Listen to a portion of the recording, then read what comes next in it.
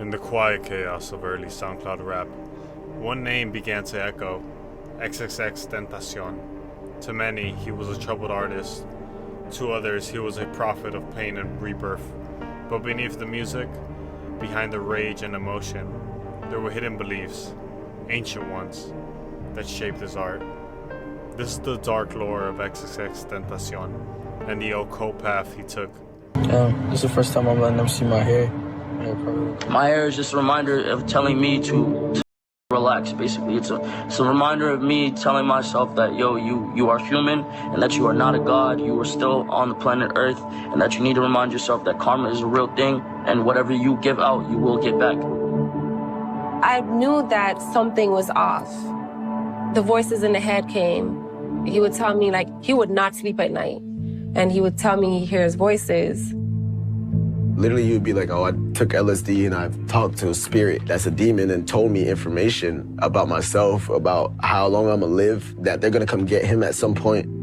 I really didn't like that at that point. Yeah, it was a very dark time. And if I end up getting shot and killed for what the I'm doing, or if I end up getting my beat at some point in time, or if get hard on me, it's because I deserve it. That's point blank, period. Everybody will get a death. Everybody will get a death that is deserving. Everybody will get a life that is deserving. You will get what the you deserve. Karma.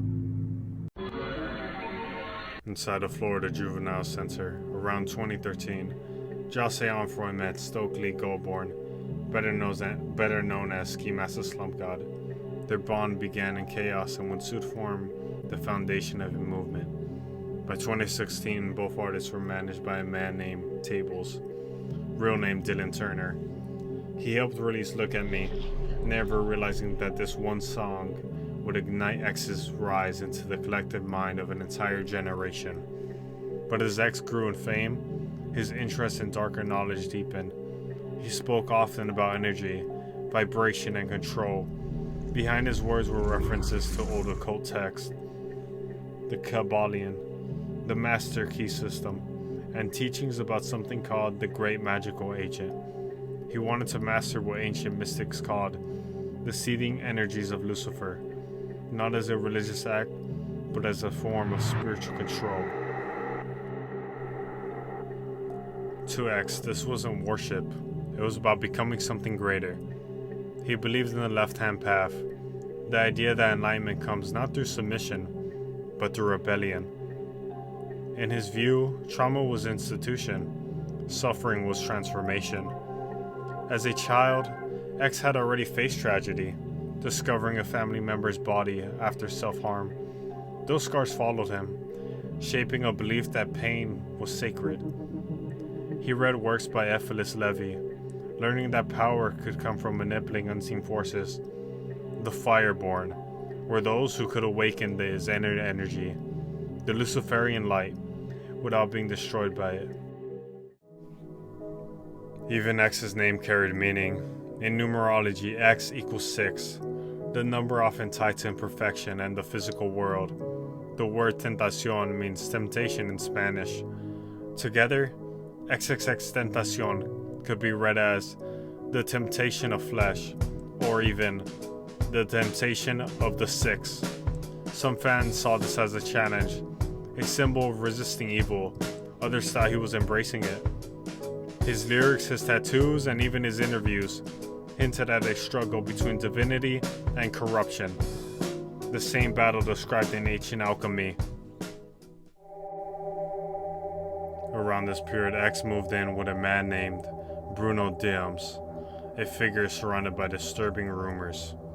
Bruno worked in the adult industry, but people close to X later claimed there was dark rituals behind the scenes, strange symbols on their beds, talks of offerings, and hidden ceremonies involving energy exchange.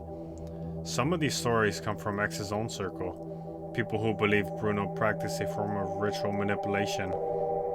There's no verified proof of this, but X's interest in these ideas only grew after meeting him.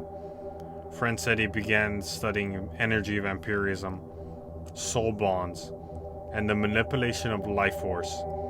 It's hard to tell how much this was a metaphor, how much this was real belief. but X began talking about making deals with entities that existed beyond human understanding. And he started managing them, and that's when they started. He was 17 years old. They were both 17, 18 years old. I think a little younger.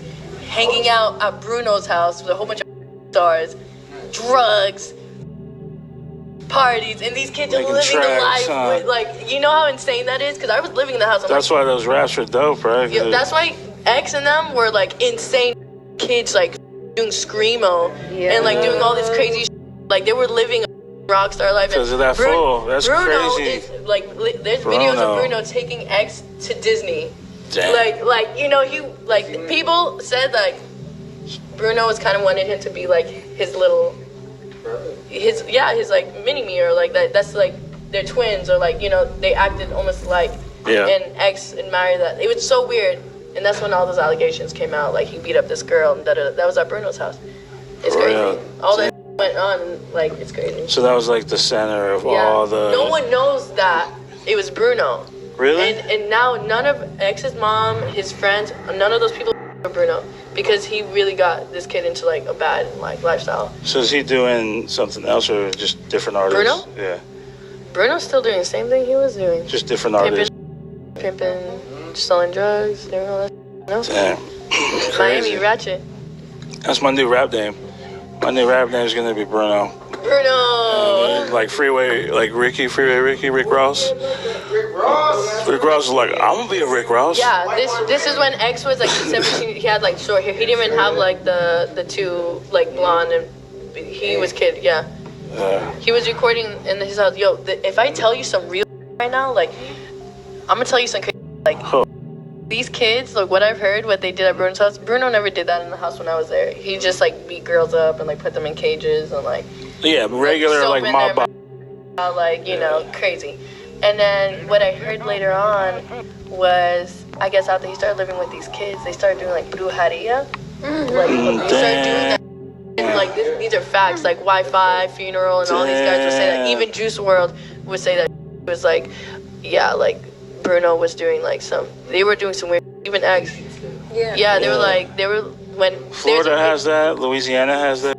Crazy. I didn't know, because when I was living there, like, there wasn't doing that. And then I heard that, I was like, damn, that's crazy. That's an Everglades crazy witch doctor. Yeah, they were getting supposedly they got some of the girls and did like some weird like, yeah, like they can sacrifice, throwing blood just they on them. dope them up somehow, so like they pass out and they're like knocked out, and then like do maybe sacrifice. I don't know. But, well, that's what I heard, and the girls started tripping out. Like, the girls are like some weird.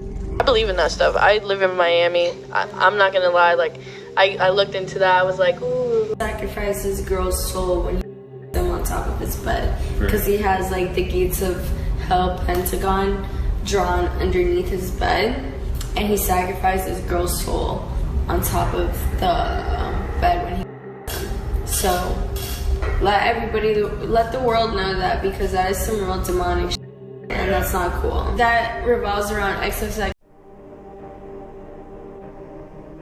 In his song, I Spoke to the Devil in Miami, he said everything would be fine.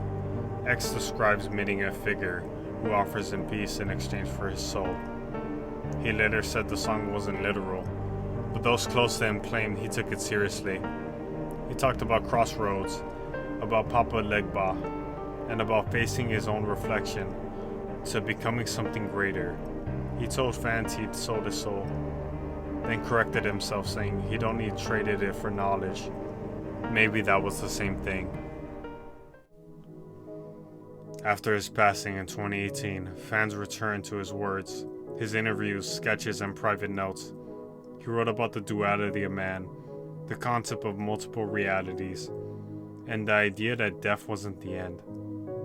He believed consciousness could evolve, that a human could transcend the physical body through understanding vibrations and frequency. Some say this was philosophy. Others believe X was speaking from direct experience, that he had something ancient and dangerous. XXXTentacion's story isn't about music or fame. It's about a young man searching for control over pain, power, and meaning in life that gave him neither. He wasn't a saint, he wasn't a villain, he was a seeker trying to become fireborn in a world built to keep the light dim.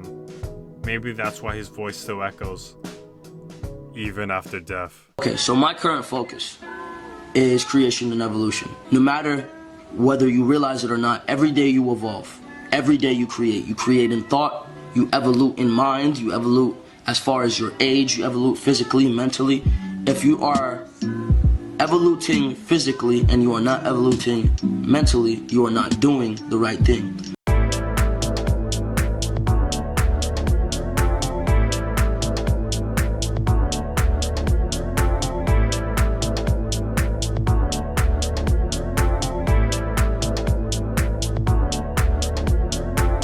Love is a wonderful place to hide.